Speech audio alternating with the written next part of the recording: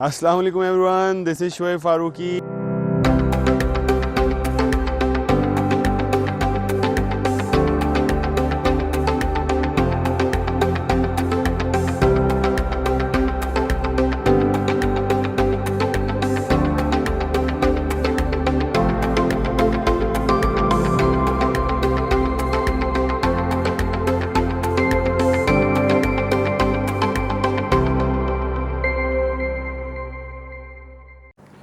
अस्सलाम वालेकुम everyone, this is Shoaib Farooqui again. I welcome you all to that's the point.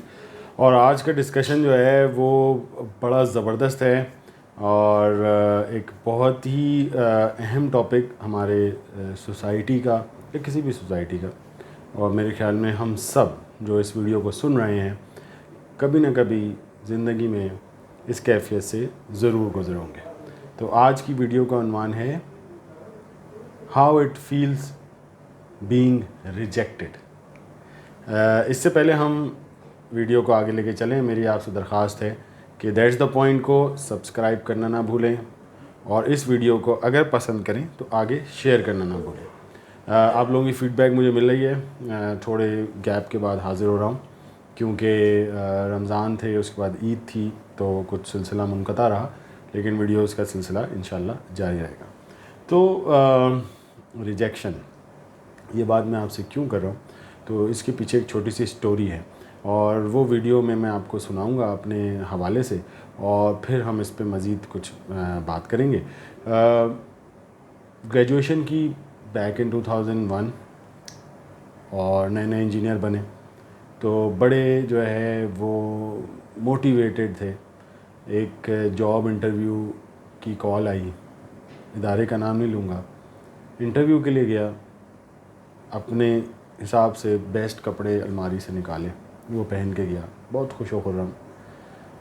Interview में पहुंचा, interview शुरू हुआ और मुझसे 2 मिनट में 10 सवाल पूछे गए और उन 10 सवाल का जवाब मैंने दिया अपनी दानिस्तगी से।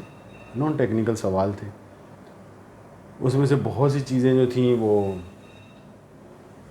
लिखी हुई थी सीवी के अंदर, लेकिन जो साहब पूछ रहे थे उनके पास एक सेट ऑफ क्वेश्चंस था। उन्होंने बहुत तेज़ी से मुझसे पूछा और आखिर में उनसे उन्होंने ये पूछा कि आप कितनी सैलरी एक्सपेक्ट कर रहे हैं। तो मैंने उस वक्त 25,000 का नंबर कोट किया। 2001 में जब हम ग्रेजुएट हुए थे तो जो इंजीनियर्स थे उनकी जो जॉब लगती थी वो 8,000 रुपये, 12,000 रुपये बहुत अच्छी सैलरी, या 15,000 तो बहुत ही अच्छी होती थी, 18,000 रुपये। तो मैंने कहा चलें मैं 25,000 रुपये मांग के देखता हूँ। तो उन साहब ने 10 सवाल जो मुझसे पूछे थे तो उन्होंने मेरी तरफ सर उठा के नहीं देखा था, लेकिन जब ये सवाल का जवाब उन्होंने सुना तो उन्होंने मुझे फ़ौरन ये देखा और कहने लगे वो क्यों। मैंने कहा कि सर मैं एक्सपेक्ट करता हूँ, मैंने इंजीनियरिंग की है और मैं आपके इदारे के लिए वैल्यू ऐड करूँगा। तो उन्होंने कहा जी मेरे पास तो बहुत से इंजीनियर्स हैं जो कि इससे कम पैसों में काम कर सकते हैं, आपके अंदर कोई सुर्ख आपके पढ़ने लगेगा, तो इंशाल्लाह आपसे मुलाकात होगी, हमारा एचआर आपसे रब्ता करेगा। और उसके बाद वो रब्ता आज तक नहीं हुआ। उन्होंने मुझे वहीं पे रिजेक्ट कर दिया। अच्छा, रिजेक्शन यूजुअली हम दिन में बहुत दफ़ा करते हैं। मिसाल के तौर पे मैं ये एक पेन ख़रीदने गया, मैंने ख़रीदा, मुझे अच्छा नहीं लगा, मैंने जाके वापस करके दूसरा ले लिया, मैंने इस पेन को रिजेक्ट कर दिया। किसी ने मुझे कोई मशवरा दिया, आइडिया दिया, मैंने उसको रिजेक्ट कर दिया। किसी ने मुझे कोई प्रपोज़ल पेश किया, मैंने उसको रिजेक्ट कर दिया। लेकिन बहैसियत इंसान, एक जानदार होने के नाते रिजेक्ट होना इंसानी कैफियत अल्लाह ने ऐसी बनाई है, मिजाज ऐसा बनाया है कि वो इंसान को बुरा लगता है और बहुत बुरा लगता है।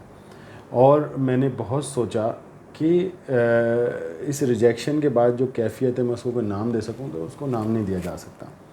लेकिन मैं आपसे बात क्यों कर रहा हूँ, इसके पीछे भी बड़ी दिलचस्प स्टोरी है।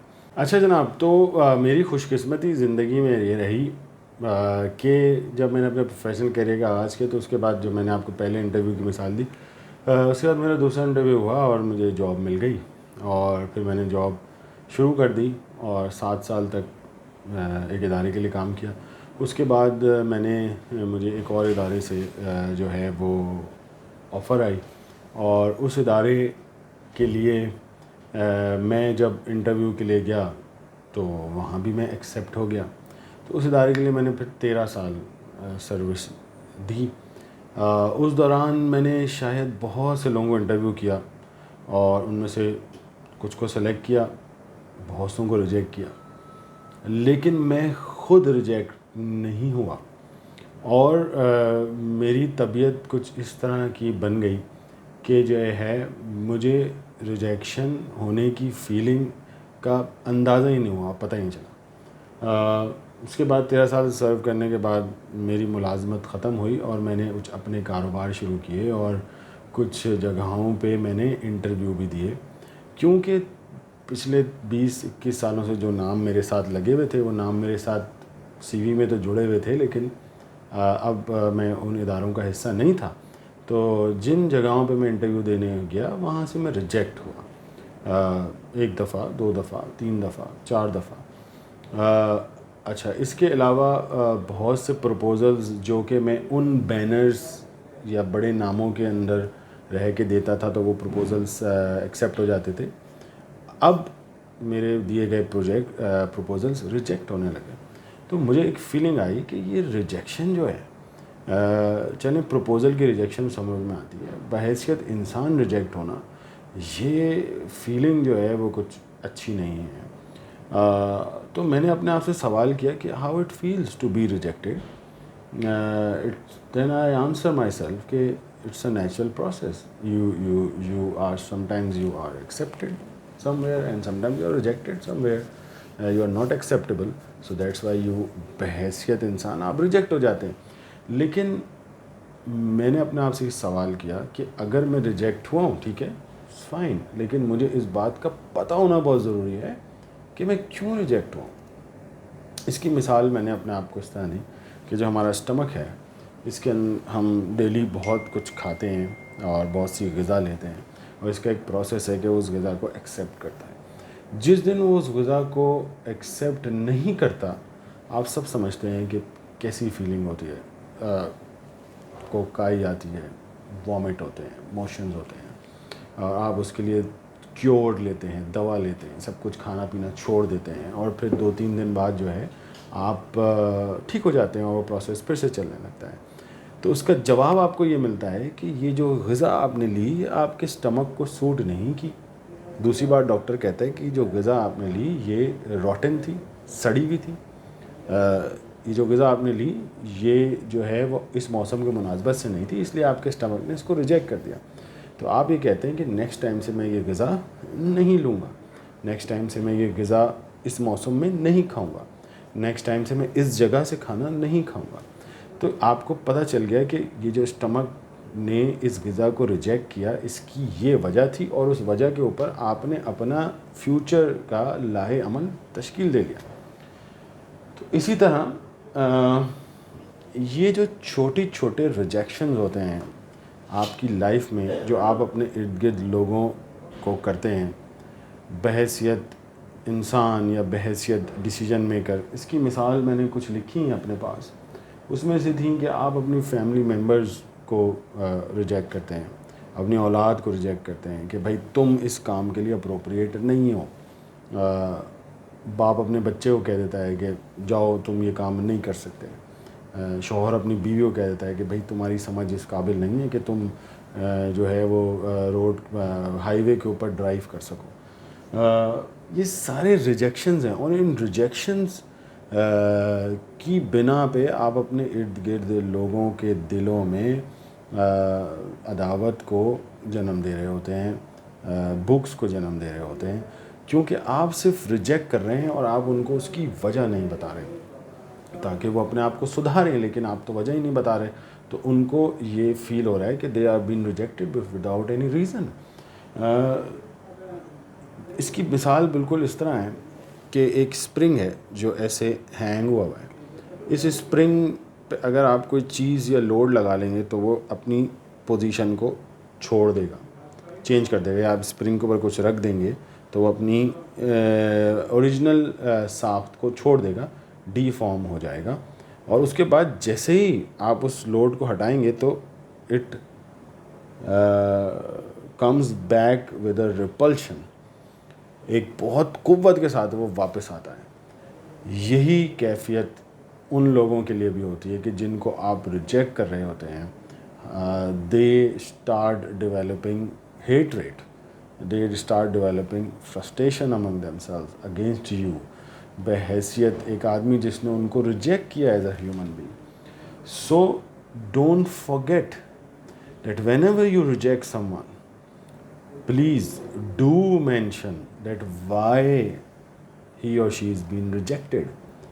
So he or she should get a chance کہ وہ اپنے آپ کو امپروو کر سکے، اس کمی کو دور کر سکے جس کی وجہ سے آپ نے اس کو ریجیکٹ کیا، تاکہ جب وہ معاشرے میں جائے، باہر جائے، لوگوں سے ملے اور ریجیکٹ ہو تو اس کو اتنا کانفیڈنس آ چکا ہو، یا اس کو اتنا وہ اس کیفیت سے اتنا یوز ٹو ہو چکا ہو کہ اس کے اندر ٹوٹ پوٹ نہ ہو بحیثیت انسان.